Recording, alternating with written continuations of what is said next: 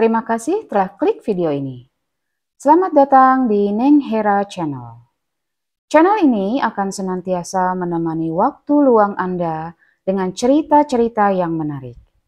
Selamat mendengarkan. Assalamualaikum warahmatullahi wabarakatuh. Cerita kali ini adalah beberapa cerita yang berdasarkan kisah nyata yang dialami oleh Pak Bayu, yaitu seorang karyawan yang bekerja di kontraktor pertambangan. Karena ceritanya cukup panjang, maka akan saya bagi menjadi dua bagian. Kisah horor pertama adalah kisah mengenai gangguan makhluk gaib yang terjadi di sebuah bukit yang terdapat di Kalimantan Timur. Perusahaan tempat Pak Bayu bekerja biasanya setiap 6 bulan sekali secara rutin mengadakan rapat kerja dengan pihak owner tambang. Saat itu diputuskan rapat kerja akan diadakan selama 3 hari 2 malam di penginapan yang terletak di sebuah bukit yang tidak jauh dari aktivitas penambangan. Peserta ada 25 orang, baik dari pihak owner dan kontraktor. Diceritakan pada malam pertama, setelah makan malam sekitar jam 9 malam, sebagian peserta bergegas masuk ke kamar masing-masing. Satu kamar diisi 2 orang. Namun, ada pula yang masih ngobrol di teras, termasuk Pak Bayu. Posisi teras adalah koridor panjang yang menyambung dari kamar satu ke kamar lainnya. Pemandangan sebelah kanan teras adalah halaman dan taman, sedangkan sebelah kirinya hutan. Kira-kira 100 meter dari teras, mereka melihat sesuatu yang mereka pikir beruang. Hewan besar ini memang sering terlihat di area penginapan. Namun, kalau beruang biasanya mendekat untuk mencari sisa-sisa makanan di tong sampah. Tapi yang terjadi adalah makhluk ini melayang ke arah mereka sampai jarak pandang yang cukup jelas dan ternyata itu bukan beruang, melainkan sosok yang berwujud besar, berbulu, hitam dan bermata merah. Dan seketika sosok itu melayang dan menghilang ke dalam hutan. Mereka semua kaget dan saling berpandangan. Karena merasa tidak nyaman dengan kejadian itu, mereka pindah ke lobi dan karena di sana ada seperangkat peralatan karaoke, mereka bertanya kepada petugas penginapan apakah alat itu bisa digunakan. Tapi petugas melarang karena hari sudah larut malam. Dipercaya suara bising dari alat karaoke akan mengganggu makhluk-makhluk dalam hutan, baik makhluk gaib ataupun binatang buas. Dan akhirnya sekitar jam 11 malam, mereka semua bubar dan kembali ke kamar masing-masing. Pak Bayu satu kamar dengan Pak Budi. Tepat jam 2 malam, mereka terbangun karena terkejut dengan suara gedoran pintu yang cukup keras. Kemudian mereka balas teriak menanyakan siapa di luar. Namun tidak ada jawaban. Mereka tidak berani membuka pintu. Pak Budi kirim pesan ke Pak Sadelih di kamar sebelah bertanya, apa ada orang yang gedor-gedor pintu? Tapi belum sempat dapat jawaban, Pak Budi dapat pesan dari Pak Adam, rekan kerja yang lain, dengan pertanyaan yang sama. Ternyata malam itu ada 2 kamar yang digedor. Tapi karena mereka lelah, mereka memutuskan untuk melanjutkan tidur.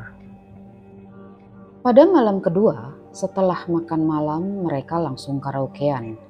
Dan pengelola mengingatkan untuk berhenti pada pukul 9 malam. Di ruang itu terdapat pula 1 gong besar dan seperangkat alat gamelan. Aktivitas karaoke tidak berlangsung lama dan akhirnya mereka hanya ngobrol-ngobrol saja. Tapi tiba-tiba terdengar suara gamelan berbunyi dengan hanya memainkan 1 nada. Ruangan yang tadinya cukup riuh dengan suara orang ngobrol seketika menjadi hening. Suasana sepi dan udara yang tiba-tiba menjadi dingin membuat mereka bergidik. Sebagian besar akhirnya memutuskan masuk kamar dan hanya tersisa 8 orang. termasuk Pak Bayu, Pak Budi, Pak Sadelih, dan Pak Adam. Mereka melanjutkan obrolan dengan suara perlahan, dan kemudian mereka semua menyaksikan gong besar bergetar sehingga menghasilkan suara dengungan yang cukup mengganggu telinga. Dan suara itu tiba-tiba berhenti, diganti dengan pemandangan gong yang bergerak-gerak seperti ada yang mengayun. Kejadiannya berlangsung sekitar 2-3 menit. Pelayan penginapan yang berada di situ hanya tersenyum dan bilang hal itu biasa terjadi kalau mereka merasa terganggu. Dan akhirnya mereka semua masuk ke kamar masing-masing. Sambil menunggu rasa kantuk datang, Pak Bayu dan Pak Budi melanjutkan obrolan di dalam kamar. Setengah jam kemudian, mereka mendengar suara tawa perempuan yang menggema dari luar kamar. Suara tawa itu lama-lama terdengar sangat riuh yang didominasi oleh suara tawa laki-laki dan bisa dipastikan itu bukan suara manusia. Awalnya, Pak Bayu dan Pak Adam merasa ketakutan. Tapi lama-kelamaan mereka menjadi kesal dan memutuskan untuk keluar kamar dan membangunkan rekan-rekan yang lain. Di luar kamar ternyata suasana sudah heboh karena sebagian besar peserta rapat kerja itu mendengar hal yang sama. Beberapa dari mereka yang bisa melihat keberadaan makhluk gaib serentak menunjuk ke arah hutan yang ternyata di sana sudah berkumpul berbagai jenis makhluk gaib seperti kuntilanak, genderuwo, dan makhluk yang tidak jelas bentuknya. Ada yang terlihat memakai kebaya seperti sinden, ada juga yang mukanya terlihat hancur. Suara tawa yang menggema sempat hilang. Beberapa saat kemudian, beberapa dari mereka kembali mendengar suara senandung lirih yang membuat bulu kuduk berdiri. Pimpinan yang berada di bangunan berbeda keluar kamar karena mendengar kegaduhan dan berteriak menanyakan apa yang sedang terjadi. Pak Bayu dan Pak Adam mengalihkan pandangan mereka ke arah pimpinan.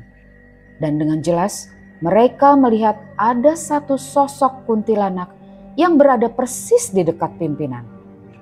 Sosok itu melayang dan berlalu persis di samping tubuh pimpinan dan masuk ke bangunan. Tak lama kemudian ada 3 karyawan yang berada di gedung itu keluar dan lari terbirit-birit menuju Pak Bayu dan rekan-rekan yang lain. Situasi semakin kacau dan 2 orang dari mereka akhirnya memanggil pengelola penginapan. Mereka menceritakan semua kejadian yang mengganggu, namun pengelola penginapan menyarankan agar semua kembali masuk kamar dan mengabaikan suara-suara yang mengganggu di malam hari. Dan keesokan harinya rapat kerja selesai. Kisah horor kedua dialami oleh Pak Bayu, driver, dan Pak Oki.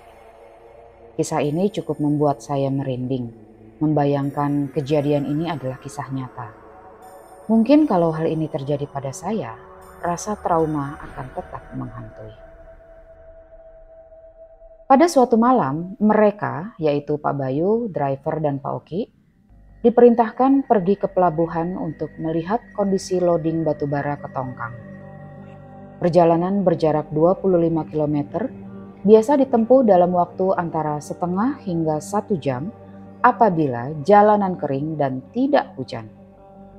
Mereka berangkat sekitar jam 8 malam, dan tiba-tiba di pertengahan jalan turun hujan deras.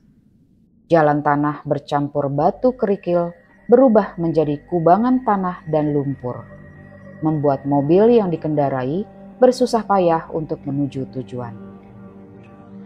Sekitar 4 km dari tujuan, hujan yang semakin deras membuat jalan semakin memburuk, sehingga mobil semakin kesulitan untuk menembus jalan yang rusak. Karena itu, diputuskan untuk berhenti dan mencari area yang cukup rata untuk memarkirkan mobil. Area tersebut agak masuk ke dalam hutan. Mereka parkir dalam kondisi lampu dan mesin mobil tetap menyala. Hujan terus mengguyur dan waktu menunjukkan pukul 11 malam. Pak Bayu dan Pak Oki bergantian mencoba kontak ke kantor untuk meminta pertolongan penjemputan dari arah terdekat yaitu pelabuhan. Namun, baik sinyal radio panggil dan sinyal handphone tidak ada sama sekali. Rasa bosan, letih, dan lapar mulai menghampiri. Akhirnya diputuskan untuk bergantian istirahat. Satu orang tidur dan dua lainnya terjaga. Beberapa jam kemudian mereka gantian sambil menunggu cuaca membaik. Hingga sekitar jam 1 dini hari, tiba-tiba audio mobil hidup sendiri. Terdengar suara mendengung dari audio. Mereka semua kaget. Dan driver secara refleks menekan tombol off. Namun tak lama kemudian audio nyala kembali. Mereka berdua tertegun. Suara dengungan berhenti dan tiba-tiba ada suara lirih perempuan yang berkata, "Mas, mampir mas." Suara itu terdengar sampai 3 kali, lalu hilang, dan audio mobil kembali dimatikan. Pak Bayu dan driver saling berpandangan dengan wajah panik dan tubuh gemetar, lalu membangunkan rekannya yang tidur dan menceritakan kejadian barusan dengan suara perlahan. Hujan di luar masih terus mengguyur. Tidak lama kemudian, audio mobil kembali menyala dan suara dengungan kembali terdengar. Suara lirih perempuan kembali hadir mengganggu. "Mas, mampir sini. Mas, turun sini. Temani kami." Suara itu sangat jelas terdengar oleh Pak Bayu dan yang lainnya. Kondisi dalam mobil menjadi semakin mencekam. Mereka semua ketakutan dan bingung harus berbuat apa. Karena di luar masih hujan dan kondisi jalan tidak mungkin dilalui. Hal yang mereka bisa lakukan hanyalah mencoba untuk mematikan audio mobil. Namun setiap dimatikan, sedetik kemudian audio itu kembali menyala. Dengan kondisi yang sudah lelah fisik dan mental, kelaparan dan ketakutan, lagi-lagi dari audio mobil terdengar suara gangguan dari makhluk gaib. Kali ini terdengar suara pria tertawa tanpa henti yang menggema di dalam mobil, membuat Pak Bayu, Pak Oki, dan driver menutup telinga mereka sambil meringkuk. Kejadian ini berlangsung sekitar 2 menit, lalu menghilang tiba-tiba. Usaha untuk memohon bantuan dari radio panggil atau handphone tetap dilakukan, namun tidak membuahkan hasil. Bahkan Pak Oki sempat memberanikan diri keluar dari mobil untuk mencari sinyal. Namun tak lama kemudian Pak Oki kembali masuk mobil dengan tergesa-gesa karena dia melihat ada penampakan. Situasi semakin tidak terkendali hingga akhirnya terlihat sosok wanita memakai kebaya melayang mendekati mobil dan tertawa dengan mulut yang terbuka sangat lebar. Disusul dengan munculnya makhluk berbentuk wanita dengan baju compang-camping dan bermuka mencong yang kepalanya bisa berputar sampai 360 derajat. Sedetik kemudian datang lagi makhluk lain berbentuk pria tua bertongkat dengan wajah hancur sebelah. Dan kemudian makhluk gaib lainnya bermunculan dengan wujud yang tidak jelas. Hingga Pak Bayu, Pak Oki, dan driver bingung ada berapa banyak makhluk yang datang. Semua makhluk buruk rupa itu mengelilingi mobil.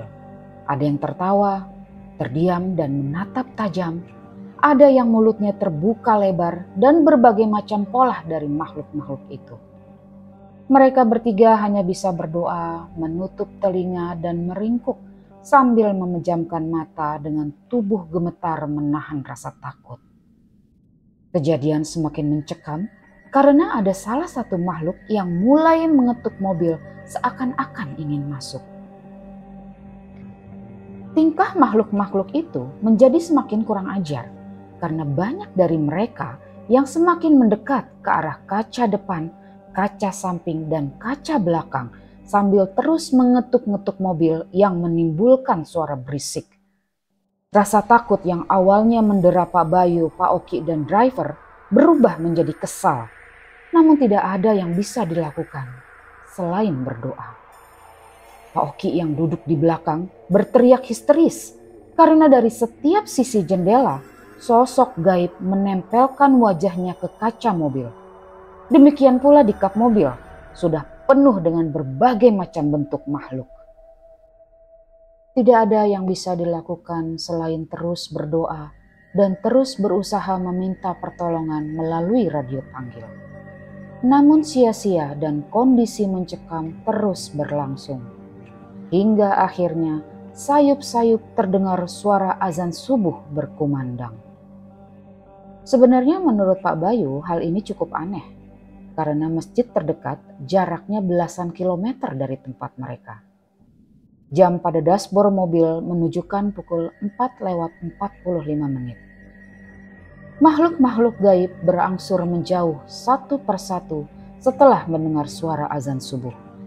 Dan pada titik ini ada pemandangan yang membuat Pak Bayu, Pak Oki, dan driver bergidik dan terperangah. Karena pada saat terdengar suara azan, makhluk-makhluk itu berteriak dan menggeliat seperti kepanasan atau seperti ada yang menyiksa mereka. Dan bahkan ada yang terlihat lari terbirit-birit. Suara lengkingan mereka memekakkan telinga. Setelah itu, keadaan berangsur tenang dan makhluk-makhluk gaib menghilang dari pandangan. Demikianlah cerita yang bisa saya sampaikan. Cerita-cerita tadi berasal dari berbagai referensi dan kisah nyata. Semoga cerita ini bisa menghibur atau bahkan bermanfaat bagi yang mendengarkan. Apabila kalian memiliki cerita-cerita yang menarik, kalian bisa kirimkan ke alamat email hera.herawati.jakarta@gmail.com. Ditunggu ya. Dan jika kalian suka dengan cerita ini, bisa tekan tombol like dan komen di kolom komentar. Terima kasih atas perhatiannya. Jangan lupa subscribe dan tekan tombol lonceng. Wassalamualaikum warahmatullahi wabarakatuh.